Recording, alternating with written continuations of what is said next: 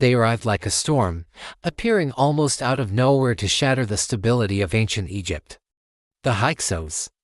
Their name echoes through history, yet their true origins and the secrets of their dominion remain shrouded in mystery. Prepare to uncover the astonishing truth behind these enigmatic invaders and how they fundamentally reshaped the course of one of the world's greatest empires. For centuries, Egyptian scribes painted a terrifying picture of the Hyksos. They called them rulers of foreign lands, describing a brutal, savage invasion that overthrew their mighty kingdom. The traditional story tells of a violent conquest, of temples desecrated and a proud people subjugated by foreign barbarians. But is that what really happened? Recent archaeological discoveries and a fresh look at the evidence are painting a much more complex and, frankly, more fascinating picture. What if the Hyksos weren't just invaders? What if they were, in some ways, invited? Let's rewind to the end of Egypt's glorious Middle Kingdom, around 1700 BC.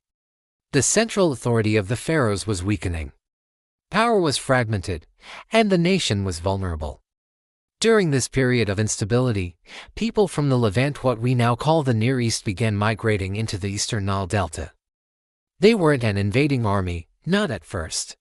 They were traders, artisans, and pastoralists seeking a better life in the fertile lands of Egypt.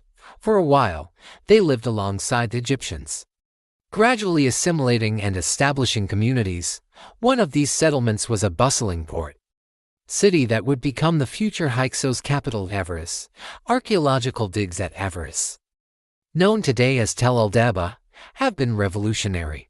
Instead of finding layers of ash and destruction marking a violent takeover, archaeologists found a gradual cultural fusion. Canaanite-style pottery appears alongside Egyptian designs.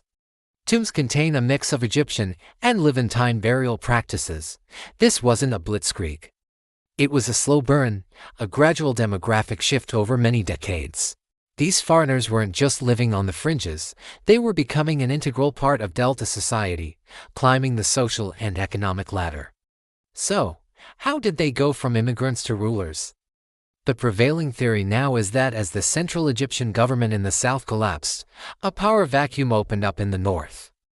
The influential leaders of the Levantine community at Avaris, who by now controlled significant trade routes and manpower, simply stepped in. It was less of a foreign invasion and more of a political takeover from within. They adopted the title of pharaoh, Egyptian royal customs, and even worshipped some Egyptian gods alongside their own. Like the storm god Baal, they became the 15th dynasty of Egypt. The Hyksos didn't just take over. They brought a technological revolution with them. Before their arrival, Egyptian warfare was relatively static. The Hyksos introduced innovations that would forever change the face of battle in the ancient world. The most significant of these was the horse-drawn chariot. Imagine the shock for Egyptian foot soldiers seeing these fast, mobile platforms thundering across the battlefield for the first time.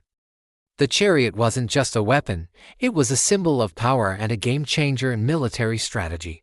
They also brought advanced metallurgy, introducing the composite bow, which had a much greater range and power than the simple bows used by the Egyptians. New types of bronze swords and daggers, like the curved khopesh, became widespread. These weren't just brute force weapons. They represented a leap forward in military technology. The Hyksos also fortified their cities in new ways, using massive earthen ramparts and glacis-sloped embankments that made them incredibly difficult to assault. They were masters of both offensive and defensive warfare. This period, known as the Second Intermediate Period, wasn't a dark age as it was later portrayed. While Egypt was divided, with the Hyksos ruling the north and a native Egyptian dynasty holding on in the south from their capital at Thebes, culture and trade flourished. The Hyksos rulers maintained trade links that stretched across the Mediterranean, from Crete and Cyprus to the heartlands of the Near East. Goods, ideas, and technologies flowed freely through their capital at Avaris, turning it into a vibrant, cosmopolitan hub. But the Egyptians in Thebes never accepted foreign rule. A simmering resentment grew into a full-blown war of liberation.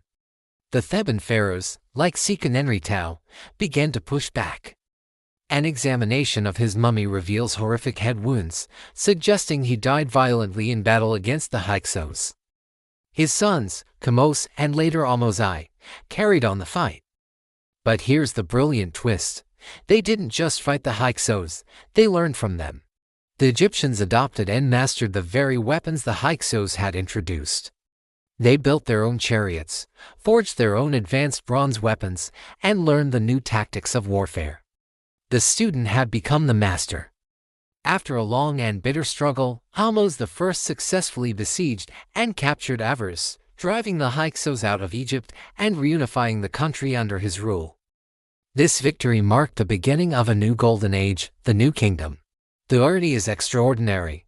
The very tools of conquest the Hyksos brought to Egypt were turned against them and became the foundation of Egypt's greatest imperial era. The pharaohs of the New Kingdom, like Thutmose III and Ramesses the Great, used their massive chariot armies to build an empire that stretched from Nubia in the south to Syria in the north. The Hyksos, the invaders, had inadvertently armed their own conquerors and set the stage for Egypt's peak as a military superpower. After their expulsion, the new Egyptian rulers launched a propaganda campaign to erase the Hyksos from history or, at the very least, vilify them. They destroyed their monuments and inscriptions, portraying them as impious barbarians who had brought chaos to the sacred land of Egypt. This narrative of a brutal invasion, crafted by the victors, was so successful that it dominated our understanding of the Hyksos for thousands of years. It's a powerful reminder that history is often written by those who win the wars. So, who were the Hyksos? They were not simply a horde of destructive invaders. They were a complex people, migrants who became rulers, innovators who transformed Egyptian society and warfare. Their story is a fascinating tale of cultural exchange, political ambition, and technological revolution. They were a catalyst, a storm that, while disruptive, ultimately forced Egypt to evolve, adapt, and emerge stronger and more formidable than ever before. Their legacy isn't one of destruction, but of transformation, a hidden chapter that was crucial in shaping the destiny of the pharaohs. What do you think? Was the Hyksos' rule a dark age or a necessary catalyst for Egypt's greatest triumphs? Let me know your thoughts in the comments below. Thanks for journeying back in time with us today. If you enjoyed this dive into ancient mysteries, don't forget to like this video and subscribe for more stories that challenge what we think we know about the past. See you next time.